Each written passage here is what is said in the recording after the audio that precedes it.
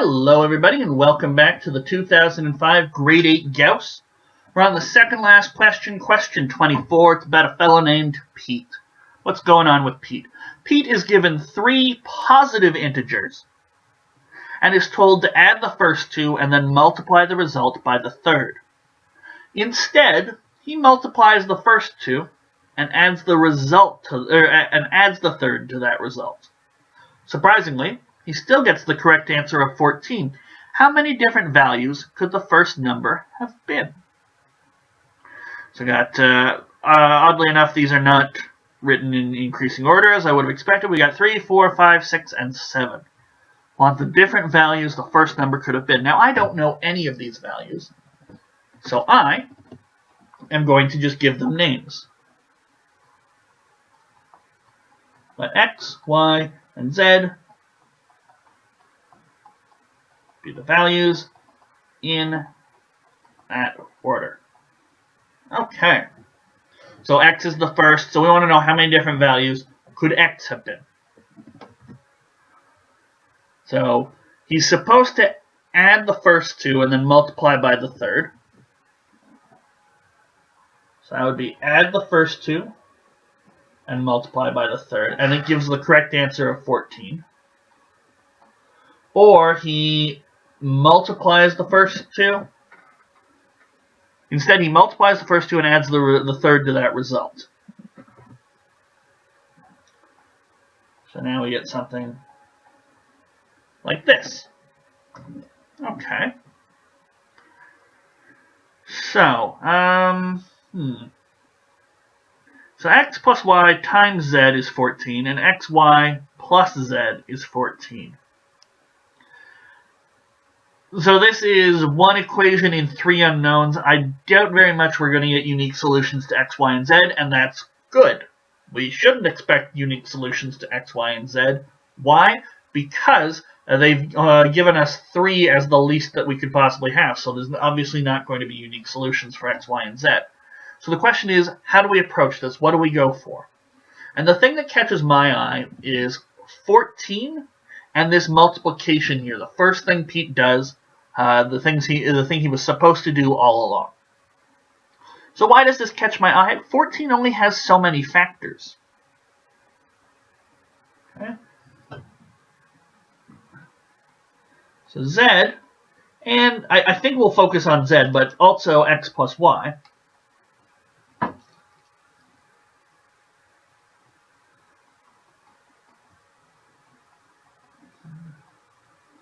They must be factors of 14. Well, 14 doesn't have many factors.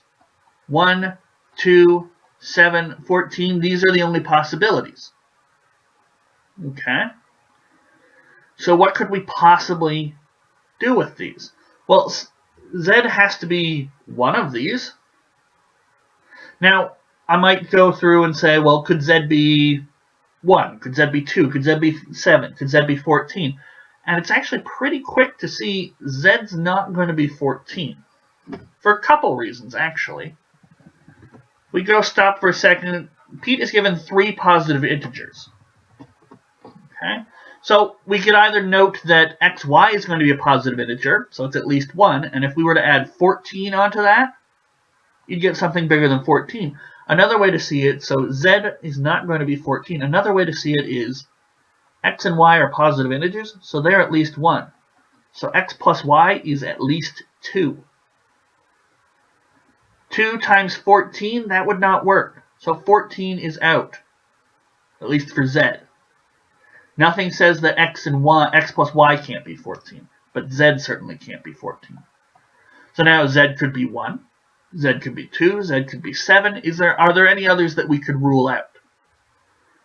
Well, could z be 7? If z were 7, then that would mean xy plus 7 is equal to 14.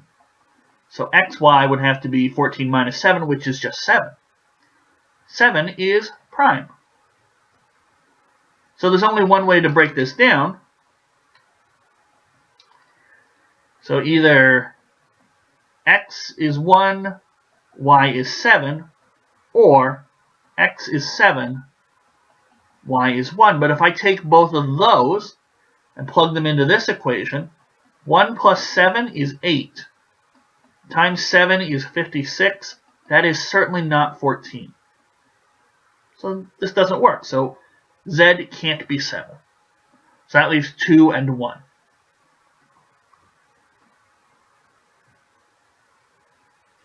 So could z be 2? Well, if z were 2, we'd have xy has got to be equal to 12. And we'd have x plus y has got to be equal to 7. Okay. Can we think of ways to do this? In fact, I think I can. 4 and 3 would work just fine. What we could do is we could use the quadratic formula and actually solve for all of them. So x is 7 minus y. Substitute that back in. 7 minus y times y has got to be equal to 12. So you'll get 7y minus y squared is equal to 12, or you'll get y squared minus 7y plus 12, and you'll get y minus 3, y minus 4. So y is 3, x is 4, or y is 4, x is 3. This gives us two possibilities for that first number, x. But we're not done, because 2 isn't even one of the options. So there's got to at least be another one out there. There has to at least be another one out there. Okay? So that's what we're going to try and find out. Now, we've exhausted the z equals 2 situation.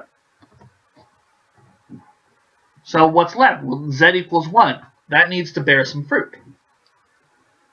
So finally, let's try z equals 1. So what did that tell us? Well, xy plus z has got to be equal to 14, so xy has got to be equal to 13. Okay.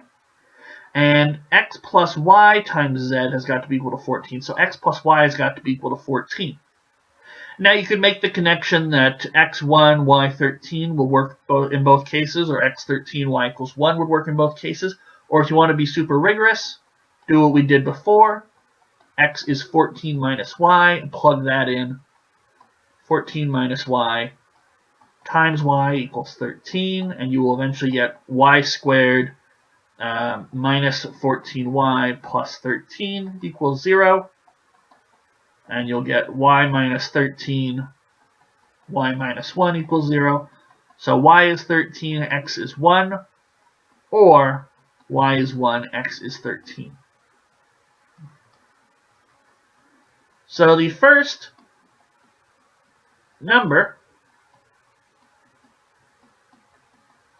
can be either x equals 1, x equals 3, x equals 4, or x equals 13. 4 possibilities. And that was one of the answers that we could have.